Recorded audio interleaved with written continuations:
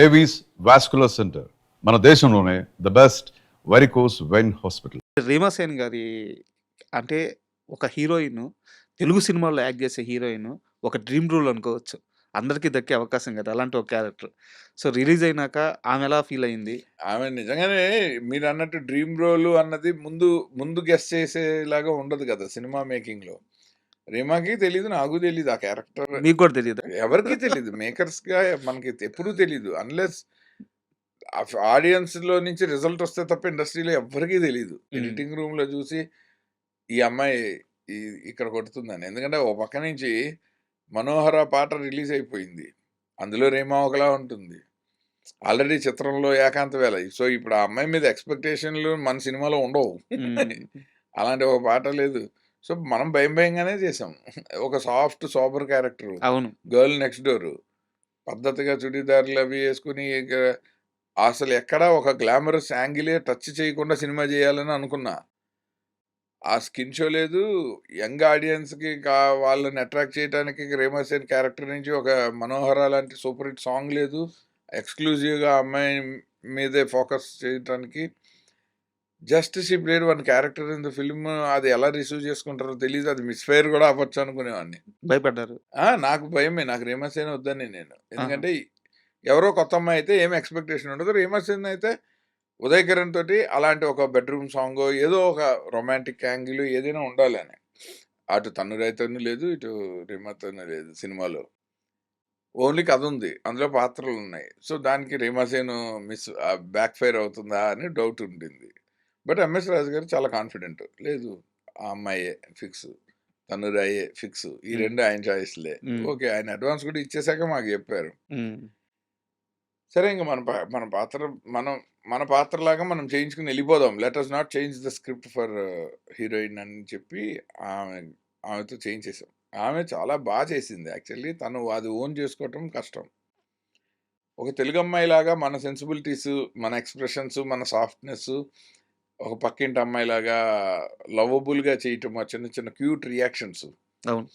Especially second హాఫ్లో ఆ అమ్మాయి కనుక సరిగ్గా యాక్ట్ చేయకపోతే మొత్తం తుస్సు ఉంటుంది. ఎందుకంటే సెకండ్ హాఫ్ మొత్తం వీళ్ళిద్దరి మధ్య ఉంటుంది. వాళ్ళిద్దరి మధ్య ఉంటుంది. క్లైమాక్స్ పెయిన్ అంతా కూడా తంది.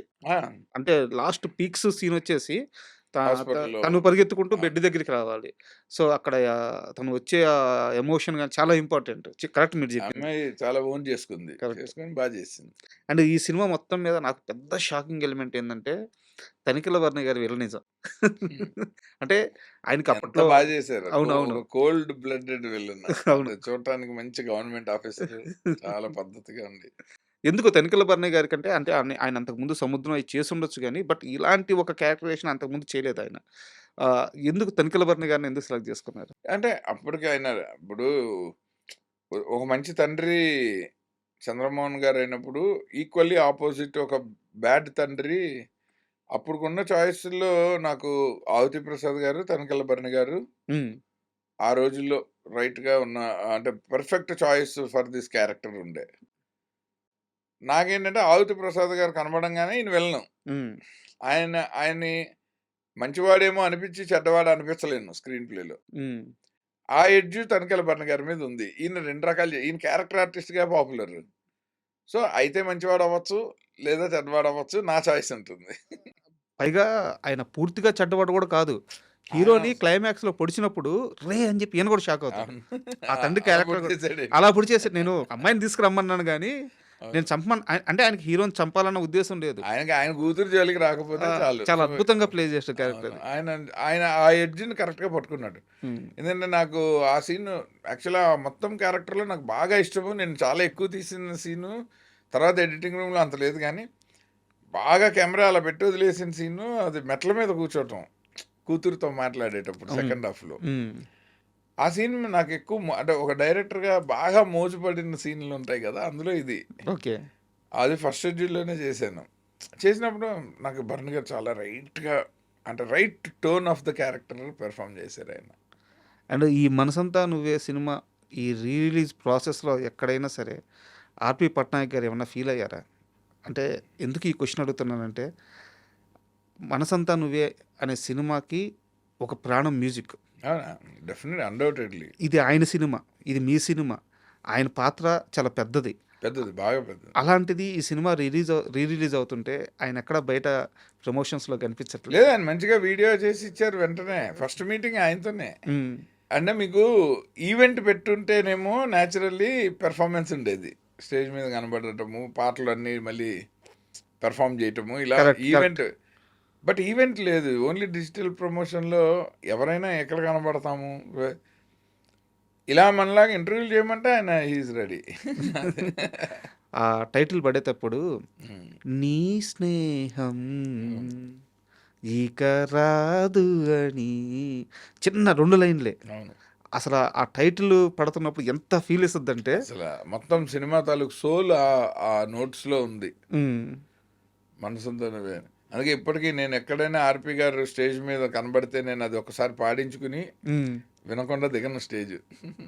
అండ్ ఇంకో వ్యక్తి చాలా కీలకమైన వ్యక్తి సిరివెన్నెల సీతారామ శాస్త్రి గారు. అద్భుతమైన పాటలు రాశారు ఆయన. అంటే ఆయన ఒక పాటని ఎంత ప్రేమిస్తారంటే ఆయనకి నచ్చాలి ముందు పాట. అవును. ఆయనకి నచ్చందే పాట ఇవ్వడు. టైంకి ముందే ఇచ్చేసి నాకు డబ్బులొస్తాయి గదా! అవును. ఇలాంటి మెంటాలిటీ కాదు ఆయనది. ఇంత అద్భుతమైన కథ ఆయన దగ్గరికెళ్ళినప్పుడు ఈ పాటలు రాయడానికి ఆయన పడిన కష్టం ఎటువంటిది? ఆయన అసలు ఏం కష్టపడలే. ఆ! ఆయనకి ఏమి కష్టం. ఇప్పుడు పని వచ్చిన వాడికి కష్టమే ఉంటుంది. అంటే ఆ కష్టం కదా! ఎవరైనా శాస్త్రి గారిలా రాయాలనుకుంటే కష్టపడాలి ఆయన కానీ తనలో తను ఎంత మదన పడి ఈ పాటలు రాసాడు అని. ఆయన హాయిగా హ్మ్. రాత్రి పూటలు కూర్చుని అందరూ పడుకున్నాక లేచి ఆ! రాసి పొద్దున్నే లేపి వినిపించేసేవాళ్ళు. హ్మ్. కిటకిట తలుపుల పాట అయితే రికార్డింగ్ థియేటర్‌లో చిత్రగారు ఉండగా ఫస్ట్ పల్లవి పట్టుకెళ్ళి ఇచ్చాను. హ్మ్. ఆవిడ పల్లవి ప్రాక్టీస్ చేసి పాడేలోపు ఫస్ట్ చరణం పట్టుకెళ్ళి ఇచ్చాను. హ్మ్. అది అయ్యేలోపు సెకండ్ చరణం పట్టుకెళ్ళి ఇచ్చాను. ఆవిడ ఆ నైట్ అమెరికా వెళ్ళిపోతున్నారు. హ్మ్. నాకు ఫస్ట్ షూటింగ్ అదే.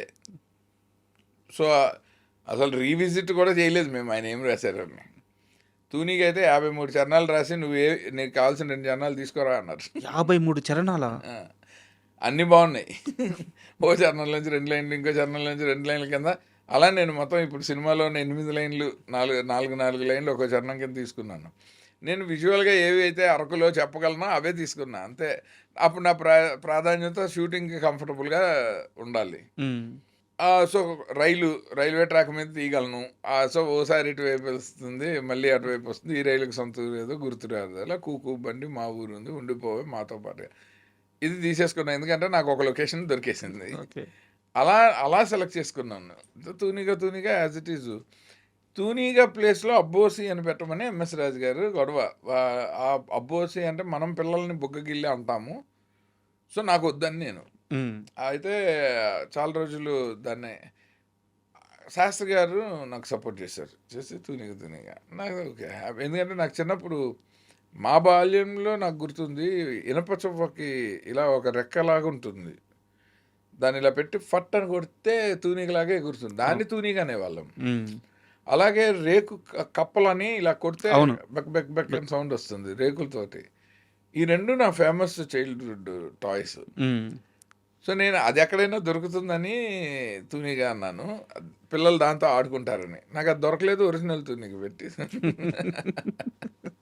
దాంట్లో నేను షూటింగ్ చేసే టైంకి అవి లేవు మార్కెట్‌లో. దాంట్లో ఒక లైన్ ఉంటది. 'తూనీగా' పాటలో సూర్యుడు ఏడి నీతో ఆడి నీతో చందమామ అయిపోయాడు. ఆడే చందమామ